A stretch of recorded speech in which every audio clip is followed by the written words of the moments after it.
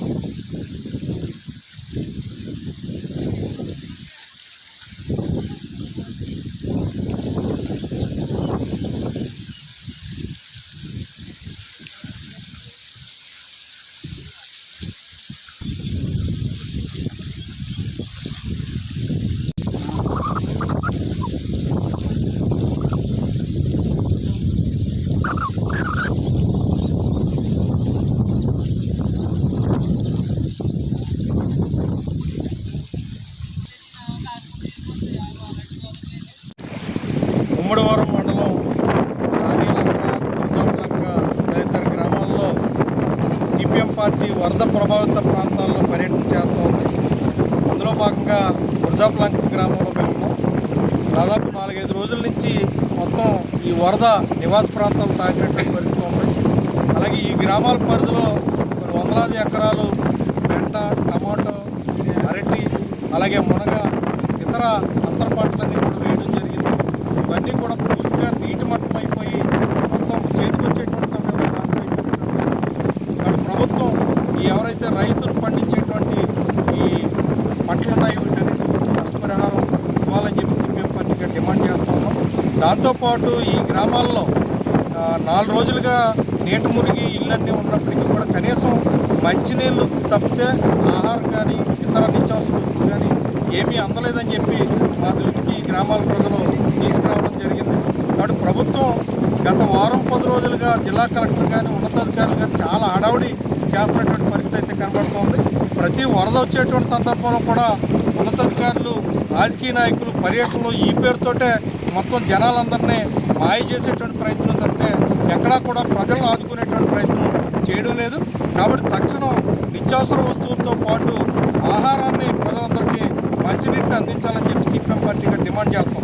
దాంతోపాటు వరదలు వచ్చేటప్పుడు తాత్కాలికమైనటువంటి ఏర్పాట్లు తప్పితే శాశ్వతమైనటువంటి పరిష్కార మార్గాలు ఈ గతంలో ఉన్నటువంటి ప్రభుత్వం కానీ ఇప్పుడు ఉన్నటువంటి ప్రభుత్వం కూడా చేయలేనటువంటి పరిస్థితి అయితే కళ్ళకు కట్టునట్టు కనబడుతున్నటువంటి పరిస్థితి ఉంది. గుర్జాపులంక, కోనాలంక సంబంధించినటువంటి ఏదైతే గోదావరి ఈ వరదలు వచ్చేటువంటి సమయంలో కొట్టుకుపోతున్నటువంటి పరిస్థితి ఉంది, కోతకు గురవుతున్నటువంటి పరిస్థితి ఉంది. గత వరదల్లో 2022 వచ్చినటువంటి వరదల్లో సీఎం జగన్మోహన్ రెడ్డి అప్పుడు సీఎం జగన్మోహన్ రెడ్డి గ్రామానికి వచ్చి మొత్తం రివిట్మెంట్ తీసుకొస్తాం, వాల్ నిర్మాణం చేస్తాం, 3 నెలల్లో కంప్లీట్ చేస్తామని చెప్పి ఇష్టవేసి వేసినటువంటి పరిస్థితి ఉంది. కానీ ఎక్కడా కూడా కనీసం ఫైల్ కూడా కదలలేనటువంటి పరిస్థితి మా దృష్టికి వచ్చింది. కాబట్టి తక్షణం ఈ వాల్ను కూడా రివిట్మెంట్ని కూడా ఈ కోతకు గురయ్యేటువంటి పరిస్థితుల్లో రివిట్మెంట్ వాల్ కూడా నిర్మాణం చేపట్టాలని చెప్పి సిపిఎం పార్టీగా డిమాండ్ చేస్తూ ఉన్నాం. కబుర్లు కాకుండా ప్రజలకు ఉపయోగపడేటువంటి పనులు చేయాలి.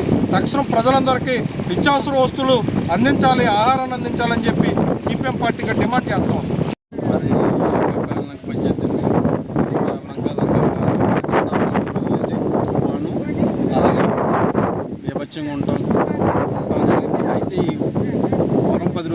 కూడా పశువులేమో లంకల్లోనూ పంటలేమో పూర్తిగా నాశనం అవ్వడం జరిగింది. పూర్తిగా దెబ్బతిన్నాయి ఈ వరదలకి, ఈ తుఫాన్కి కూడా. అయితే ఈవేళ గవర్నమెంట్ వాళ్ళు పడవలు పెట్టడం జరిగింది. అలాగే వాటర్ అయితే సప్లై చేస్తున్నారు.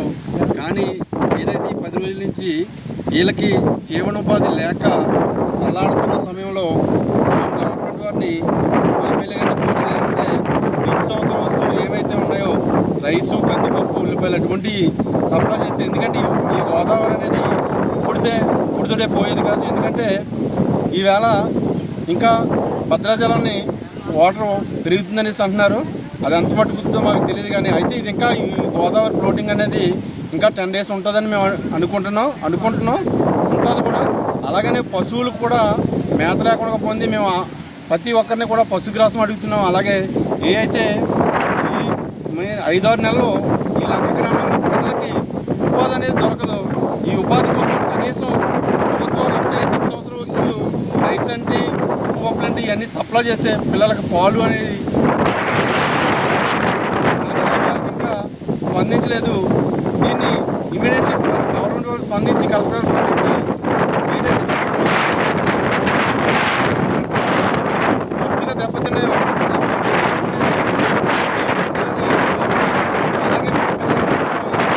అలాగే ఎంపీ హరీష్ గారిని కూడా కోరుకున్నాం. సీఎం గారు దీని మీద స్పందించి వెంటనే గ్రామాల ప్రజల్ని ఆదుకుంటారని